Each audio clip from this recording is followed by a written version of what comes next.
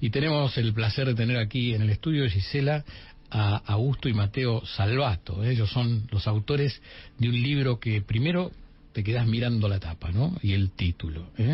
El libro es País de Mierda, ¿no? ¿Cuántas veces decimos este país, estamos calientes, decimos, vamos a decirlo así, si te parece, Augusto, este país es una mierda, ¿no? Mateo, ¿estás ahí? Aquí estoy, ¿cómo andan todos? ¿Cómo estás? Te agradecemos muchísimo, te hicimos esperar, se enganchó Román y bueno, viste, ponemos a pensar en la política y los resultados. Bueno, cuéntenos, estamos con Gisela Larsen también, aquí, cuéntenos qué los inspiró a este título que primero te deja paralizado, ¿no? Es, bueno, ¿esto va a ser una crítica mortal al país o todo lo contrario? Claro, bueno, un poco ahí el subtítulo del libro es País de Mierda, ideas y reflexiones sobre el mejor país del mundo, ¿no? Y nosotros lo que buscamos un poco con esto era representar una contradicción que está muy presente en los discursos sobre la argentinidad. Es decir, muchas veces la misma persona, el mismo día, con diferencia de un par de horas, dice que estamos en el mejor país del mundo porque ganamos un partido de fútbol, y después lo agarró un piquete o vio una noticia que no le gustó del noticiero y ya lanza el famoso país de mierda, ¿no? Somos un país de mierda. Entonces, esta contradicción que está muy presente prácticamente en todos nosotros, es algo un poco más profundo que una especie de locura cotidiana y tiene que ver con la forma en la que se fue construyendo la idea de argentinidad. Y eso es lo que buscamos estudiar en el libro. Mateo, y ¿qué lado es el lado positivo con que buscaron este subtítulo de Argentina, ¿no? Por supuesto lo que buscan, pero decís, es verdad, todos durante el día por ahí encontramos las dos ideas, ¿no? Una en la esperanza y otra en la realidad. Exacto, bueno, para nosotros en realidad hay, bueno, primero antes que nada, muchas gracias también por el espacio, una alegría estar acá. Compartiendo un ratito estos temas, y para nosotros hay una infinidad de puntos positivos. En general, por ahí yo lo traigo más a mi rubro y a veces lo suelo asociar fácilmente al éxito a nivel tecnológico, a nivel inventiva, a nivel creatividad, a nivel ciencia y tecnología de la Argentina, a nivel emprendedorismo. Hay una cantidad de éxitos para resaltar que son abismales, que aparte son llamativos con respecto al contexto. O sea, lo más loco de la Argentina es el a pesar de, ¿no? O sea, la cantidad de éxitos que se suman en términos de capital humano, de premios Nobel, de, digamos, éxitos en términos en materia de ciencia y tecnología, emprendedorismo y sector privado, de las mayores, bueno, no de las mayores empresas de Latinoamérica, en algunos casos de tecnología son argentinas. En ese caso hay una infinidad de puntos positivos a destacar de Argentina, sin caer en lo típico, que igual es relevante, como todos los recursos que tiene, su historia, su cultura, su influencia a nivel sociocultural para toda la región y a veces el mundo. Claramente demuestran que hay algún tipo de germen, algún tipo de gen transversal que cruza esta sociedad que vive sacando éxitos de la nada. Entonces, bueno, nosotros ahí encontramos un millón de factores para nombrar a la Argentina, obviamente estirando o exagerando el término de un lado y del otro, ¿no? Pero sirve al contraste, como este mejor país del mundo, que obviamente no es literal, pero sino en realidad como uno de los países que podrían posicionarse, como ya lo hizo en su momento, como uno de los países más pujantes del mundo, sin ningún tipo de duda. ¿Gise? Está muteada, Gise.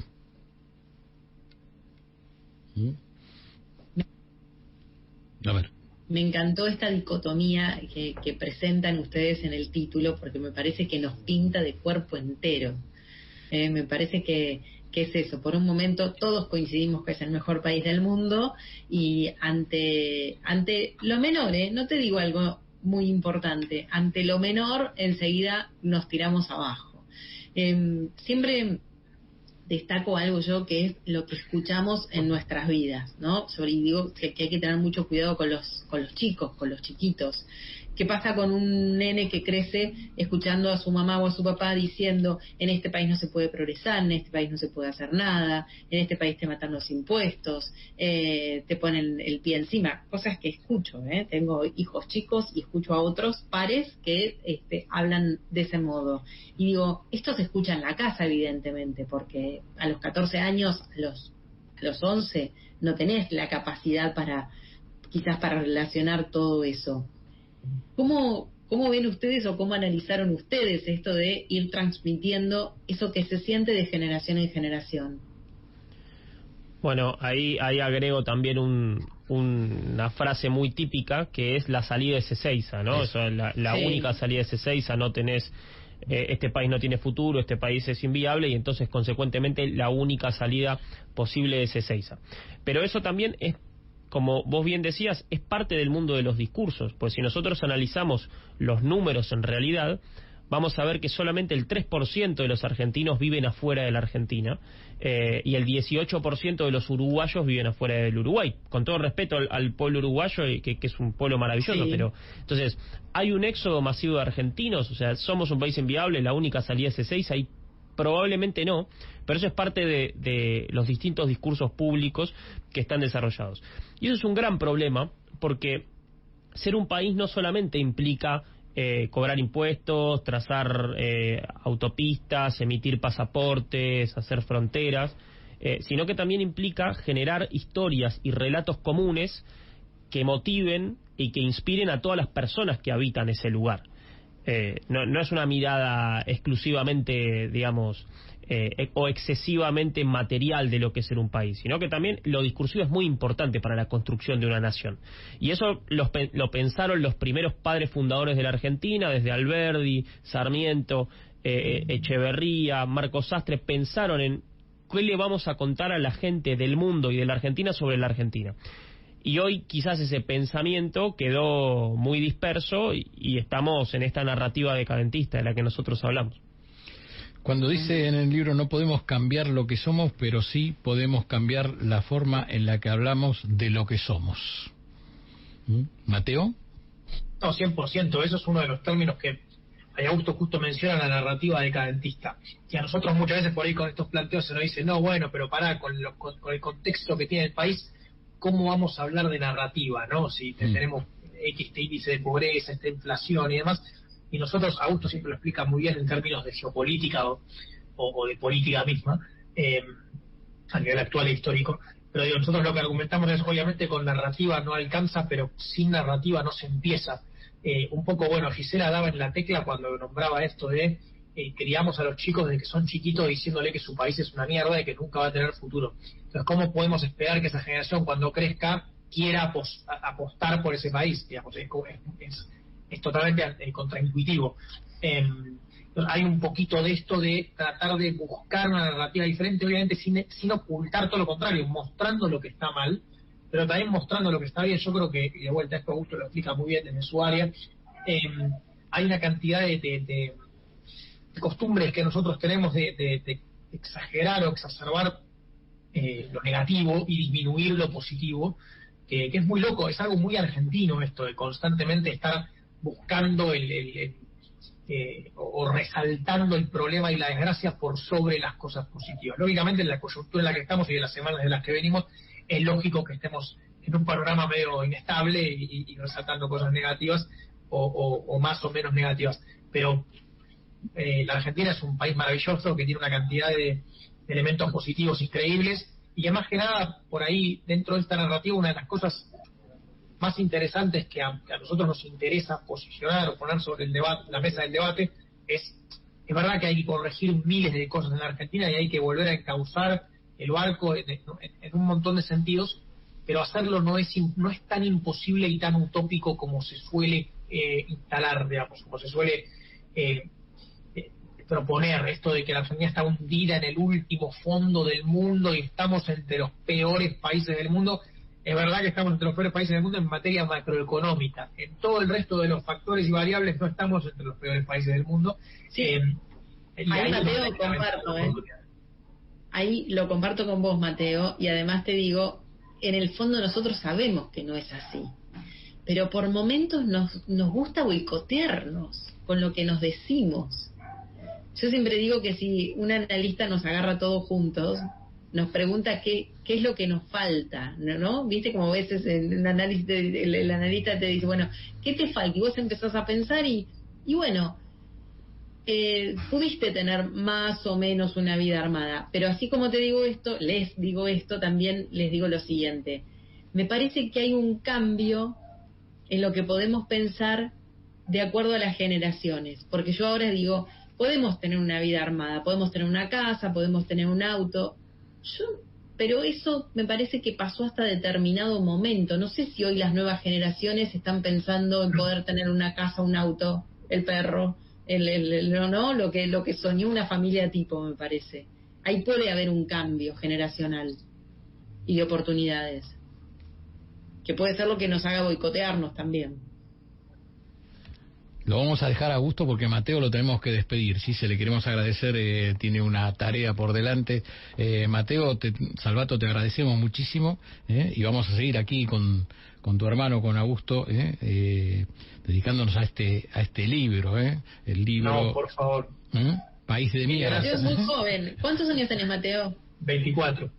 Muy joven, muy, pero muy joven. El inteligente igual es el que tienen ahí. No, pero de verdad, gracias en serio, discúlpenme pero bueno, me gustó igual mucho, Gisela, tu pregunta. No sé que Augusto seguro respondemos parecido, pero tiene una reflexión al respecto de eso. Pero bueno, eso es justamente lo que tratamos de poner sobre la mesa, una esperanza nueva a esa generación desesperanzada, y por eso les agradezco también de mi lado, y sé que en nombre de Augusto también, el espacio para difundir estas ideas, ¿no? Que muchas veces no es lo que está tanto sobre la mesa en los medios de comunicación, el positivismo y el optimismo por la Argentina, así que nos den un espacio y ya es un agradecimiento total. Gracias, y un abrazo también al Salvato original. Gracias, Mateo. Bueno, nos quedamos acá con Augusto. ¿Querés contestarle a Gise? A ver. Sí, bueno, retomando un poco esa idea, ella hablaba de qué nos falta o qué falta, a veces es la pregunta.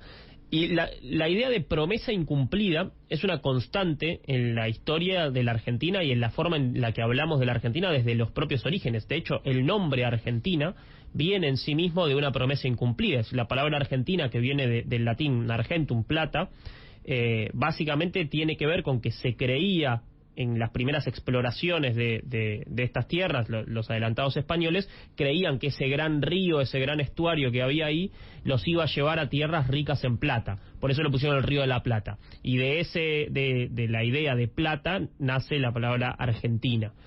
Y no había plata, ¿no? Era un territorio bastante pobre en recursos. Claro. Era un territorio bastante pobre en recursos, que después la corona española lo dejó bastante abandonado hasta que llegan los Borbones. Pero incluso después, en las épocas que hoy consideramos que estábamos muy bien, también había una sensación de que el país era inviable, de que no teníamos futuro, de que no teníamos destino. Nosotros ahí, por ejemplo, exploramos el discurso público, por ejemplo, en 1890, y ahí encontramos un discurso de Leandro Alem que dice... han destruido este país, la cosa no tiene vuelta, ¿no? No hay vuelta atrás, no hay solución, no hay vuelta. Ni hablar de los tangos, ¿no? De la década del 30, esta lógica de la vergüenza de haber sido y el dolor de ya no ser, ¿no? Como esta costumbre permanente. El lamento permanente y la idea de que hay una promesa incumplida, de que nos falta algo y de que deberíamos ser algo distinto a lo que somos. Y eso es muy importante en nuestro discurso público, porque incluso dos grandes de nuestra historia, Alberdi y Sarmiento, discutieron mucho entre ellos sobre este tema, y Alberdi termina diciéndole a Sarmiento algo así como: che, creo que es hora de que tratemos de construir a la Argentina con lo que tenemos y no con lo que quisiéramos tener. Eso creo que resume muy bien nuestra historia. O quién nos creemos que ser, ¿no? Exacto. Europa. Exacto. De hecho, la Argentina se desarrolla mirando hacia el puerto, mirando hacia Europa y dándole la espalda al territorio. Y las consecuencias de ese desarrollo, de esa construcción de la idea de argentinidad, las vemos incluso en el discurso público actual, cuando el gobernador electo de Córdoba dice: pituquitos de Recoleta nos van a venir a decir qué tenemos que hacer. Está muy presente eso a lo largo de la historia. Y el hecho de que Argentina se haya desarrollado, pero con todo el poder en la capital federal, ni siquiera ha llegado a La Plata, ¿eso vos crees que nos trajo una parte de la decadencia? Sí, bueno, yo creo que eso marca la forma en la que nuestro país se comporta, y tiene mucho que ver también con algunos de los grandes problemas que tenemos hoy en día. Entonces, efectivamente, por eso mirar la historia y entender cómo se conformó el país que tenemos hoy en día, es muy importante para ver cuáles son nuestros problemas actuales. Es decir, no mirar, como decía Mateo antes, ¿no? Mirar la historia, mirar las narrativas, mirar los discursos, no es un ejercicio intelectual o un ejercicio académico, sino que es muy importante para la práctica actual, y no podemos entender nuestros problemas sin eso. Y efectivamente es muy importante la cuestión de el desarrollo altamente centralista. De hecho, en esos debates entre Sarmiento y Alberdi, un poco lo que los distancia a ellos dos, que eran parte de una misma generación, era esta discusión sobre qué hacer con Buenos Aires y qué hacer, digamos, con este debate. Y en el momento incluso en el cual se están dando estas discusiones, Buenos Aires se estaba separando del resto del país. O sea, es algo que lo recordamos poco, pero en realidad Buenos Aires estuvo separado durante 6 años del resto de la Argentina, 6-7 años, ¿no? Entonces no es un tema menor a la hora de pensar el desarrollo de la Argentina en el presente y en el futuro. Déjame contarle a los oyentes que están preguntando con quién estamos hablando, con Augusto y Mateo Salvato, ellos son los autores del bestseller País de Mierda, y el anterior bestseller La Batalla del Futuro. Augusto, ¿cuántos años tenés? 29. 29. ¿Y qué estudiaste? Yo estudié Ciencias Políticas y Relaciones Internacionales, después me fui primero a Chile a hacer una especialización en América Latina, y después me empecé a especializar en América Latina, después hice una maestría en España, en Salamanca, y terminé investigando temas de política latinoamericana en París, en la Sorbona. En la Sorbona. Y en la Sorbona sentiste, tengo que volver a mi país, no sos de los que me tengo que ir.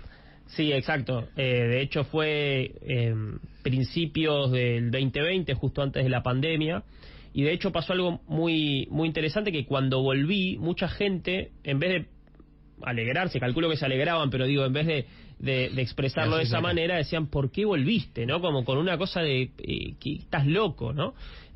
Pudiendo de haber quedado o trabajando allá y demás. Bueno, calculo que vos me entenderás con esto. Me lo siguen preguntando 25 años después. Bueno, así que te entiendo. Efectivamente, un poco yo al principio trataba de ensayar algunas explicaciones sobre, bueno, mirá, la verdad extrañaba o no tenía ganas de volver a la Argentina por esto y por lo otro. Y un día, en medio como que me cansé de estar dando explicaciones, y escribí una columna que se llamó Volví por los domingos, ¿no? Porque en realidad yo estaba viviendo en París es una ciudad maravillosa, es hermosa, pero lo que no te cuentan es que llueve muchísimo, que los domingos está todo cerrado, y que para nuestras costumbres del domingo familiar y futbolero, eso era, digamos, algo terrible. Entonces eso fue uno de los factores, y un último punto, hay otro factor. En la película Martín H. Sí. Hay una escena, la más famosa de todas es la de La Argentina es una trampa, ¿no? Que sí. Creo que Federico Lupi, ¿no? Que lo dice. Pero hay una escena donde el protagonista de la película dice, che, me voy a volver a la Argentina, y todos los que estaban ahí le dicen, pero ¿por qué vas a volver? Y él dice algo así como, los techos de Madrid son hermosos, y los de Argentina los de Buenos Aires son bastante feos, hay tanques de agua arriba, están mal pintados y demás, pero son míos, ¿no? Creo que ahí hay una cuestión de en este mundo tan globalizado, lo local, lo propio, también es algo importante y a tener en cuenta en ese sentido. Antes lo mencionaste, pero ¿qué sentís cuando es parte de la política, la única salida es Ezeiza, ¿no? Y mismo el presidente Macri el otro día decía, a ver, y no por juzgarlo, ¿no? Pero dijo, hasta mi hija de 11 años se quiere ir.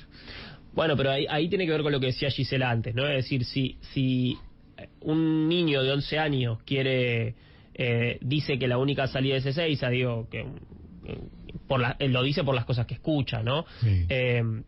Entonces, yo creo que mucho tiene que ver con un discurso. Evidentemente, a ver, yo soy parte de una generación que desde que entró en edad de ser población económicamente activa, vive en un país en estancamiento. Entonces, yo empecé a trabajar en el 2012, desde entonces estamos en un estancamiento, salvo algún año que hemos tenido crecimiento. Entonces, evidentemente hay una sensación generacional y no solamente generacional de década perdida y de que el país no tiene solución. Pero bueno, como mencionábamos antes también, hay un montón de otros factores que nos llevan a ver la oportunidad de la Argentina. La semana pasada, un científico investigador del CONICET, muy conocido en el ámbito médico, Rabinovich, presentó un gran avance desarrollado por científicos argentinos en lo que tiene que ver con, no quiero decir algo exactamente que no es, pero con la lucha contra el cáncer, o sea, avances médicos para llegar a encontrar una cierta cura contra el cáncer. Entonces, estas son cosas que no son menores y que nos dan cuenta de que vivimos en un país que también representa muchas oportunidades. Y contame un poco, cuando hablas, hay que trabajar seriamente en el libro en los mitos y leyendas que contamos. Bueno, claro, porque nosotros dentro de la Argentina a veces estamos acostumbrados a denostar muchos de nuestros elementos de nuestra personalidad, ¿no? De la idea de la argentinidad. Entonces, por ejemplo, tomamos ahí algunos de ellos y vemos el truco, ¿no? Hay un ensayo muy interesante sobre el truco que dice, claro, el truco es un juego donde gana muchas veces el que se gana mintiendo, ¿no? O gana a veces el que miente mejor o el que logra engañar mejor. Y eso es tomado casi como una suerte de forma de denostar a la personalidad de la Argentina, ¿no? Si nuestro juego nacional se trata de ver cómo engañamos mejor al otro, algo está diciendo mal de nosotros. Pero también el truco significa, en el truco un elemento muy importante es que no importan las cartas que a vos te toquen en el reparto, digamos. Importa lo que vos hagas con eso. Y eso también es un mensaje muy interesante sobre la forma de ser de los argentinos y las cosas que los argentinos valoramos. Una anécdota muy, muy cortita sobre esto, pero el año pasado con Mateo viajamos a Colombia, a Medellín, a presentar el libro anterior, y en el taxi que íbamos del aeropuerto al hotel, le preguntamos al taxista qué tal la zona del hotel.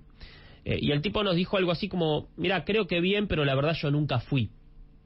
Y medio nos llamó la atención, entonces quisimos indagar un poco más y le preguntamos por qué, si era una zona medio alejada y tal. Y él nos respondió que en realidad él nunca había ido porque esa zona no era para gente como él, para las personas de su clase, de su tipo.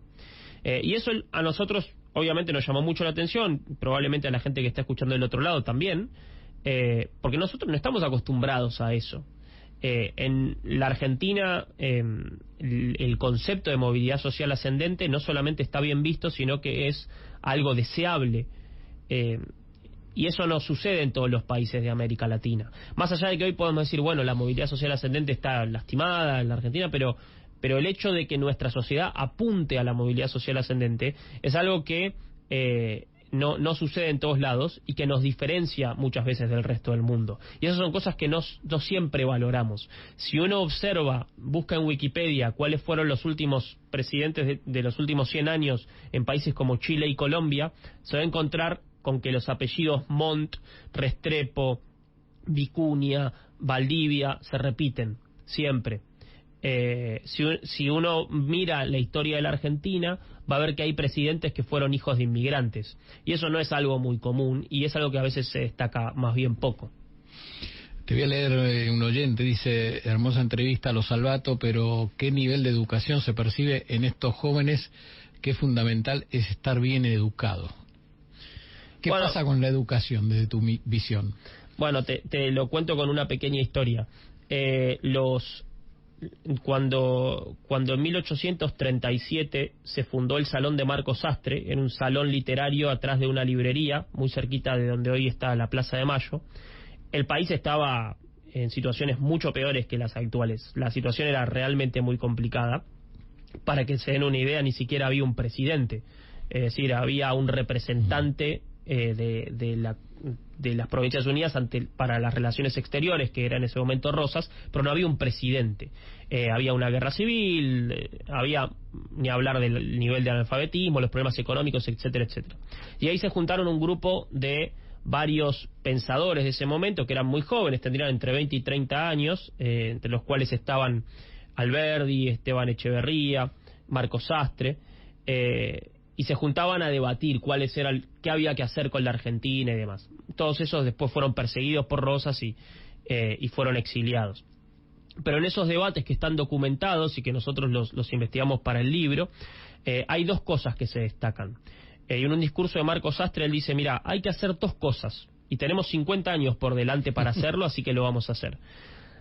La primera tiene que ver con fomentar la educación. Hay que educar al pueblo porque eso es lo único que nos puede llevar a ser un país desarrollado y a tener una conciencia propia de nación. Y la segunda es desarrollar una identidad nacional, desarrollar una idea de nación. Por eso nosotros levantamos y volvemos a traer este tema, porque más de 150 años después, estos dos problemas creo que siguen siendo parte de lo que tenemos que hacer en los próximos 50 años. Lo interesante de esta historia también es que un par de años después que eso, nada más, uno de los jóvenes que estaba ahí, Juan Bautista Alberdi, escribió las bases de la Constitución del 53 y fue un miembro activo de esa época que algunos hoy consideran una época de gloria o donde la Argentina estaba muy bien.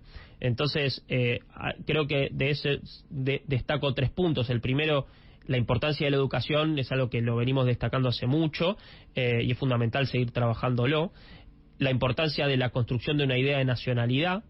Y por último, la idea de que si se quiere, obviamente que se puede hacer y ya se ha hecho otras veces. Aquí tengo varios mensajes que más o menos coinciden, pero tengo que ser sincero porque leemos siempre a los oyentes tal cual escriben. Y dice, para mí el problema de este libro está en el mismo título. Me imagino que esto te lo habrá planteado mucha gente, aunque después se reivindique la Argentina, ya está puesta la idea del país de mierda. ¿No debían ser al revés?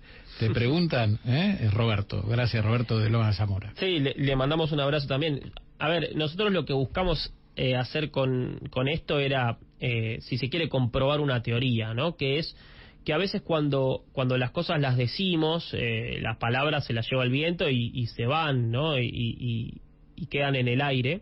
Pero cuando lo vemos escrito en un cartel en la calle o en la tapa de un libro, o sea, en un lugar donde quizá no debería estar, nos resuena de otra manera. Entonces lo que nosotros buscábamos era justamente poner esto bien grande, no ponerlo debajo de la alfombra, y también ponerlo como un elemento de debate, ¿no? Y a veces sabemos que para generar estos debates hace falta, si se quiere, incomodar. Entonces obviamente son respetables las opiniones de cada uno, pero me parece que bienvenido sea la incomodidad si sirve para poner el tema en debate. Cuando fuiste al editor y le presentaste la idea con tu hermano, ¿te dijo lo mismo más o menos o no? No, bueno, claro, una de las cosas que nos decían es, mirá, es va jugado, va a caer mal, es jugado, y nos recomendaban, bueno, ¿por qué no lo ponemos con mierda con un 3 en vez de una E? O sea, como claro, tratando de enmascararlo.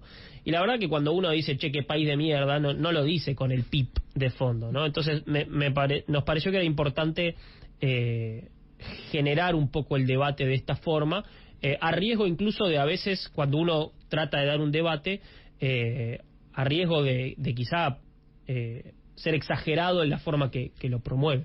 Aquí te dice Augusto, gracias por recordar las generaciones de los grandes, Y dice, otra persona dice, perdón, el país no es de esa materia, mira lo que vos decís, sino que son los que gobiernan desde hace años, Alejandro, y si vienen al presente. ¿Qué sentís? Hay mucha gente que mete tu libro en el presente sin ir hacia el pasado que vos nos estás contando con tanta sabiduría y habiendo estudiado tanto.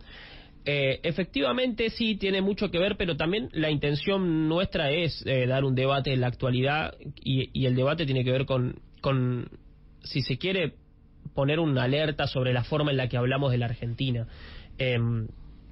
Y ahí creo que hay algo que es muy importante y que uno de los capítulos nosotros hablamos de mesianismo, ¿no? O mesiánicos. Y también ahí hay una frase de Leandro N. Alem donde él dice: es hora de que los argentinos dejemos de poner todos nuestros problemas en responsabilidad de nuestros gobernantes, porque eso rebaja la condición moral de los pueblos, ¿no? Lo que él de alguna manera quería decir, y Alem también pensando en la experiencia del gobierno de Rosas y demás, es, quizá es hora de que la ciudadanía deje de mirar tanto a los gobernantes y empiece a tratar de solucionar las cosas de alguna manera de forma o individualmente. Obviamente que una cosa sin la otra no se puede, pero creo que es importante también, especialmente en el momento que estamos viviendo, generar movimientos ciudadanos que pongan temas en agenda y que reclamen cosas y que muestren que no les da lo mismo, y que no nos lleven a esas, como lo llamaba Guillermo O'Donnell, democracias delegativas, que consisten en decir, bueno, yo voy a votar cada 2 años, entonces quiero que la persona que viene haga lo que yo quiero que haga o que nos gobierne bien. Porque vivir en democracia se trata también de ser ciudadanos activos. De hecho, cuando yo estudié en la secundaria, la materia ya se llamaba cívica, educación cívica. Pero en realidad durante un tiempo, no sé, depende del plan de estudio, se llamaba ciudadanía. Y creo que es muy elocuente ese nombre, porque en ciudadanía de alguna manera se nos enseña a ser ciudadanos. Y nosotros en cívica después terminamos viendo temas de, bueno, cómo es el sistema presidencial argentino y algunas cosas de derecho constitucional y demás. Pero la realidad es que la educación cívica para el siglo XXI tiene que ver con ser ciudadanos activos de las repúblicas en las que vivimos. Y parte de escribir el libro tiene que ver con eso. Tiene que ver con... A nosotros efectivamente nos molesta que se hable de país de mierda, pero no nos podemos quedar de brazos cruzados. Entonces, bueno, tratemos de generar el debate, de investigar sobre el tema, y de generar un movimiento ciudadano de personas que crean que el país no es una mierda. Aquí te dicen, mientras haya una sola buena persona, que las haya montones, esta tierra será siempre formidable, que perdida está la juventud. Y yo te quiero preguntar, porque aquí un oyente me dice, rescatás varias generaciones, hasta el 30 nombraste, ¿dónde crees que empezó la caída? Bueno, es súper interesante esa pregunta, porque primero que de alguna forma la pregunta entiende que en algún momento empezó una caída. Claro. Lo cual es algo también muy propio de nuestros discursos. Y sin embargo, cuando vamos a mirar, si uno toma, por ejemplo, en 1884 se publica La Gran Aldea, un libro de Lucio Vicente López. La Gran Aldea para él era Buenos Aires. Y si uno lo lee, esto todo queja o mucha nostalgia, mucha queja sobre la Argentina que se estaba viviendo, y él decía, ¿cómo puede ser ahora estamos llenos de inmigrantes? Y que se vivía antes cuando los tenderos, la gente que atendía los negocios eran porteños, ¿no? Entonces hay una sensación de permanentemente pensar que en algún momento empezó una caída, ¿no? Muy probablemente en términos económicos, viendo un gráfico de PBI per cápita, eso más o menos se puede ver. Hay algunos que nombran más la segunda mitad de los 70 como una forma de, bueno, ahí empezamos a caer en términos de bienestar. Los 80 fue una década muy complicada para América Latina en general. Entonces creo que es muy difícil, y además hay un gran problema con eso, que depende de la fecha que pongas, alguien te va a tratar de encasillar y te va a decir, mirá, si vos decís que es en los 40 es porque sos antiperonista. Sí. Si decís que aquí es te dicen, recordar la frase, ¿cómo es? Alpargatas y libros no. Claro. Cada uno te pone como vos decís. Claro. Mira, justo llega en el momento. Por eso, pero creo que por eso creo que es importante pensarnos como una sociedad que siempre se vio en términos decadentistas, y que quizás sea hora de empezar a en vez de tratar de echarnos culpas entre nosotros de en qué momento empezó. El otro día yo lo conversaba con un amigo sobre el tema de la deuda, ¿no? Cuando se habla de deuda, dice, bueno, porque nos endeudó pero porque en realidad vino a pagar deuda del otro, y del otro, y en realidad podemos llegar hasta Rivadavia. Entonces, podríamos estar así discutiéndolo eternamente. Me parece que es muy importante trabajar en los discursos de la Argentina hacia el futuro. A ver, tengo más oyentes, déjame ver, por favor, feliciten a Augusto. Mateo es un crack, pero conceptualmente en lo político es impecable.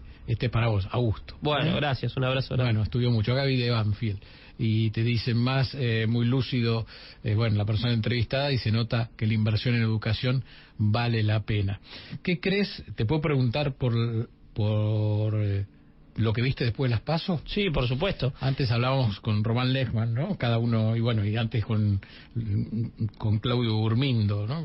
Estamos analizando en estos días los periodistas, pero en este programa tratamos de pensar mucho en este tsunami Milei, ¿no? Román decía, esto nos cagaron a todos, voy a decirlo así, ¿no? Y yo le dije, bueno, creo que todos fuimos parte de este juego y finalmente la gente optó por una opción nueva. Absolutamente. Déjame tomarme el atrevimiento de analizarlo también a la luz de lo que venimos discutiendo con el libro, que tiene... Yo hacía la siguiente lectura. El domingo, cuando me quedé viendo los discursos, la primera que salió a hablar fue Patricia Bullrich. Sí. Es la primera de los 3 candidatos, en realidad de los 3 que están más fuertes ahora de cara a las generales. Patricia Bullrich hizo un discurso que puso mucho foco en la necesidad de evitar el despilfarro, de la austeridad. Mencionó esas 2 palabras específicamente. Sí. El segundo que salió a hablar fue Milei. De hecho pasó algo muy interesante para los que lo estábamos viendo en televisión, que el discurso de Milei interrumpió el discurso de Macri. Sí, exactamente. O sea, lo superpuso. Y Milei cerró su discurso diciendo que si se aplicaban las ideas de la libertad, como lo llama él, en 35 años la Argentina podría volver a ser potencia. Entonces, yo lo reflexiono de esta manera, ¿no? Si saquemos a los 2 candidatos, o las 2 figuras, o lo que creemos de ambas figuras, o si nos gusta o no nos gusta, saquémoslo. Y pensemos con qué discurso nos gustaría encontrarnos, con la idea de que podemos volver a ser una potencia, o la idea de que vamos a ir hacia el sangre y sudor y lágrimas, ¿no? El otro día escuchaba en una entrevista a Jaime Durán Barba y él decía, bueno, con sangre, sudor y lágrimas Churchill ganó la guerra, pero después perdió las elecciones, ¿no? O sea, nadie quiere sangre, sudor y lágrimas. Entonces creo que lo que de alguna manera expresó Milei y logró captar es, como vos decías, una sociedad que buscaba algo distinto, no importa qué, pero algo distinto, y buscó la esperanza, ¿no? Alguien que le venía a proponer una suerte de mito, un nuevo mito, una nueva fundación. Podemos discutir durante horas si eso está bien o está mal, si es responsable o es irresponsable, si debería haber sido así o no, pero creo que lo que pasó en las elecciones del 13 de agosto fue eso. La sociedad eligió un poco descontenta con lo que había visto hasta ahora, como lo decía Román Lechman hace un rato, pero también un poco tratando de buscar a alguien que le diera esperanza de cara al futuro. Increíble entrevista, los agradecen muchísimo Augusto y Mateo Salvato. Dice, da esperanza oír estos chicos, así que te agradecemos muchísimo, Augusto y Mateo, que estuvo antes con nosotros. Y bueno, ¿cómo va el libro? La verdad muy bien, por suerte. Lo lanzamos el 9 de julio, haciéndole honor obviamente a la fecha patria, y viene muy bien. Ya viene hace 2 meses en el top 10 de ventas, así que la verdad en ese sentido muy contentos. No, la verdad no esperábamos una recepción tan buena, por lo que decíamos antes, quizá la polémica, pero también creo que, y quería agradecerte también, y agradecerles a ambos por la invitación y por el tiempo, porque dedicarle tiempo a estas cosas, no porque el libro lo hayamos escrito nosotros, pero a debatir sobre la forma en la que hablamos de la Argentina, me parece que es algo que necesitamos los argentinos. Yo creo en eso. Bueno, a mí mucha gente está enojada porque yo digo que lo de Milei no es que me gustó, no puedo decir me gustó que gane Milei, pero me gusta que se esté debatiendo todo.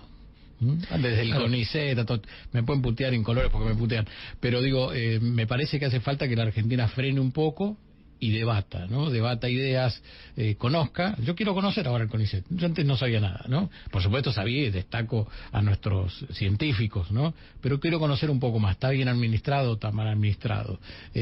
La salud, ¿está bien administrada? ¿Está mal administrada? Reconozco el laburo de los médicos. Tenemos acá antes de aquí, estuvo sentado aquí el doctor Rodrigo Salemi, estuvimos hablando del drama de los médicos, donde, mira, algo que quizás tiene que ver con lo que vos decías. Un médico argentino va y por una guardia cobra $1.000, en Chile por 24 horas, ¿no? Entonces, bueno, somos parte del globo, ¿no? Y más hasta de los países vecinos. Hablaste de Uruguay. Sí, y además también en la Argentina, una de las cosas que pasa hoy en el mundo tan globalizado es que el talento no se circunscribe a las fronteras. Entonces, bueno, nosotros trabajamos bastante con la industria tecnológica, y la industria tecnológica, bueno, un programador puede estar viviendo en Buenos Aires y trabajando para cualquier otro lugar del mundo. Entonces, eso a veces lo que nos marca es, bueno, sentarnos y repensar qué es lo que hacemos para volver a enamorar a los argentinos, para que la gente, no solo los argentinos, sino que todo el mundo, digo, con Mateo somos nietos de inmigrantes, nuestro abuelo vino en el año 52 y no vino a pasarla bien, digo, vino a estar en un conventillo primero, después alquilar con mucho esfuerzo una habitación. Entonces, pero había una idea de que si él estaba acá y si se esforzaba estando en la Argentina, el futuro iba a ser mejor. Entonces, creo que eso es lo que hoy nos falta. Y ¿era la tierra prometida que ya no es? ¿O que ya no queremos ver? Yo creo que ya no la estamos viendo de alguna manera. Creo que lo que nosotros pensamos del futuro tiene mucho más que ver con el presente que lo que efectivamente va a pasar en el futuro. Y nosotros hoy vemos todo de una forma tan negativa que nos cuesta creer que alguien quiera venir a la Argentina a hacerse un futuro. Y sin embargo, y así todo, somos un país con saldo migratorio positivo. Eso quiere decir que entra más gente de la que se va. Entonces quizás hay cosas que no estamos viendo del todo. No quiero decir que estamos bárbaros. Digo que hay algunas cosas que quizás no le estamos prestando demasiada atención. Augusto, aquí este es un programa muy optimista. Te voy a leer para despedirte 3 mensajes. A ver, hola, soy Melody, disfrutando esta entrevista sin querer perder un minuto. Tengo mi profesión, no soy tan joven como ustedes, pero he leído el primer libro y voy a leer este último, y me incentiva a seguir estudiando y preparándome para una vida y transmitir conocimientos a los más jóvenes. Hermosa entrevista, gracias. Gracias, un abrazo, Augusto. Y espérate que había uno aquí, mañana voy a comprar el libro, dice, Liliana. Bueno, Liliana, excelente entrevista y maravilloso pensamiento de los escritores jóvenes, bueno, me llenan de esperanza. Y un oyente que dice lo mismo, agradece por tu visita y da muchas gracias, Valeria de Belgrano. Muchísimos mensajes de los oyentes, los agradecemos, luego vamos a, si tenemos tiempo, de leerlos.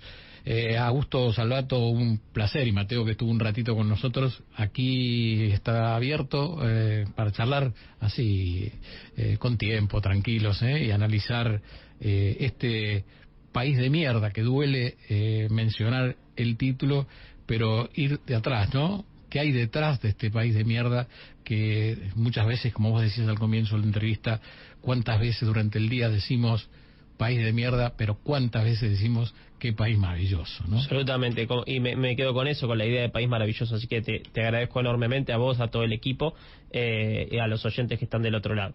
Un placer enorme. Muchas gracias por venir. Gracias. Ya venimos.